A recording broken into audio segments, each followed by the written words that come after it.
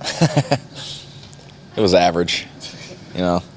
I mean, Thanksgiving's around the corner, so I'm expecting a little better. Warming up for Thanksgiving, huh? Yeah. Just talk a little bit about having Todd back and what that means to the offense and what it means to the team. He's been practicing. He's a popular guy. Yeah, I mean, obviously it's great to have Todd back. One of the best players in the country. So I think it really helps just kind of getting everybody back also. I don't think you'll see one guy get the ball 30 times. You'll see a lot of fresh legs, and it's nice to just have guys out there when they're playing fresh and full of energy, and you can get the best out of them. Would there be a positive to come out of Todd being out, that you maybe discovered some more carries for some other guys, and now when he comes back it makes that offense a little bit more lethal? Yeah, I think it allowed us to kind of show what else we can do as far as in the passing game and try to stretch the ball downfield. Other guys had to step up with Chubb, obviously, and Sony. So I think it just allowed other guys the opportunity to just kind of step up and make plays. Speaking of guys stepping up, and you kind of did that yourself, what did you learn about yourself when you turn around and Ty Gurley's not there for 4 games? Well, I mean, anytime throughout the week I always prepare like, the ball is going to be in my hands. And so I think that's the appropriate way to prepare, and I think that's the way you have to prepare, because you never really know how a game's going to go.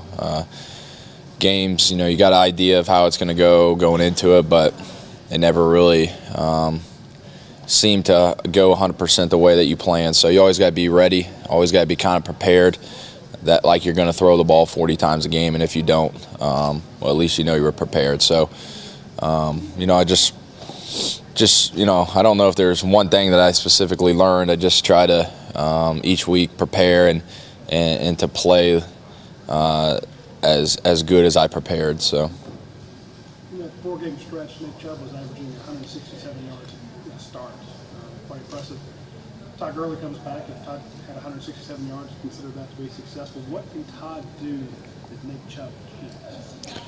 In other words, how could the offense be better this week than it's been already? Yeah, I don't think there's, I think where we're really, really good at is when we're really balanced. And so, I think the key for us is just to be able to throw and catch really well, and to be able to run the ball really well. And, that's really for any offense across the country. I know everybody knows we have some really good running backs, but the better we are in the passing game, the better we're going to be in the running game. So it just adds another dimension. And then when you got those guys and you can get a couple of them on the field at the same time, it probably keeps defenses on their toes. And as far as, you got one guy over here, another good player over here. So we try to get as many guys on the field at a time. And really, but at the end of the day, it just comes down to execution. You can be as fancy as you want and do what you want, but if you turn the ball over, you shoot yourself in the foot with penalties, and you just don't execute, then all that is just kind of nonsense. So it still comes down to the basic fundamentals of football. Hutson, you've been honoring Bill all season long, and does it this week, Auburn week, is it a little fresher on your mind, a little different on your mind this week? It's just a little different as far as.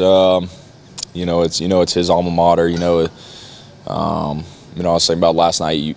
I would have heard from him by now. Obviously, he had probably been at the game, stuff like that. So definitely, this was a game I think me and him were definitely looking forward to. So I'll just try to continue to honor him the best I can, and I know he's watching over him, and I know I'll go out there and play my best for him, and hopefully he'll pass a little luck my way. Mark Wood? You had more touchdown passes than incomplete passes in last weekend's game. What are you going to take, and what did you learn last weekend that you'll take into this weekend's game against Auburn? Well, I think just continue to give those guys a chance throwing them the ball. We had a lot of passes that were wide open too, so that was nice. Those are always pretty easy to complete.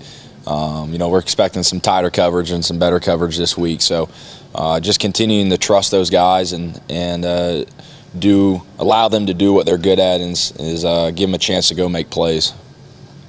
important is for you guys to have ball control this week with a team like this that scores quick and grinds it out. I mean, you're saying before, if you don't have an execution, Right. that it can get out of hand. Right. Well, you know, explosive offense like Auburn, you know, they're going to score their points. So we feel like we probably got to match them, and you know, but you can't win ball games no matter what other type of offense you're playing if you turn the ball over and you're, like I said earlier, shooting yourself in the foot with penalties. So I think if we continue to do what we've done all year, by eliminating those mistakes and being really solid in the turnover margin on defense and offense, and playing good special teams, you give your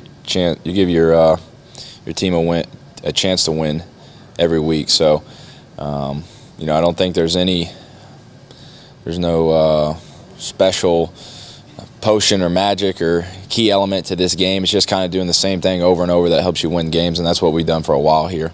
Time for one more. What's the difference in focus this week versus previous weeks? I mean, Mark Richt says, hey, no post-game interviews. We're not going to have the assistant coaches available. Are you guys more focused, or are you more, is it a closed bunker mentality? What's going on this week that's different than your preparation the past 8 weeks? Well, I think there's just a lot of outside stuff that y'all want to talk about as far as last year's game and Todd coming back this year that, you know, can really take the distraction off the main goal and the main objection, which is to prepare and focus as best you can and to win this game. So trying to keep, you know, eliminate as many distractions as we can. We know that's hard, but you know, just try to focus and put as much time and energy into your job. And if everybody does that, we have a pretty good shot at winning on Saturday.